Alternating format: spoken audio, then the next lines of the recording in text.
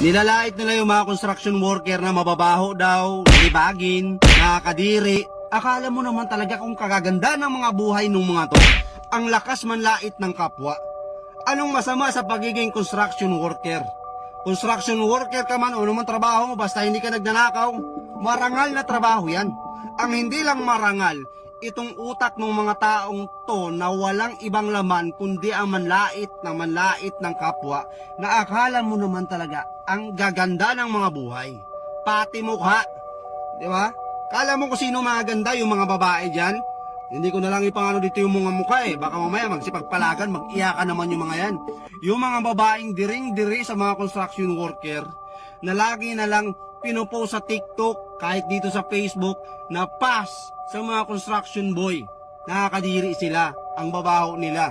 May mga vlogger dyan, kilala nyo na yan, kahit di ko nasabihin, napanood nyo rin naman yan. Grabe, diring-diri, wow ha. Eh di sana kayong gumawa ng mga bahay ninyo. Ayaw nyo pala eh. Nandidiri pala kayo sa mga construction worker. Kayong gumawa. Tingnan natin. Masyado kayong magagaling sa buhay eh. Ha? Baka yung mga magulang ninyo, baka yung trabaho niyan, kawatan yan. Ha?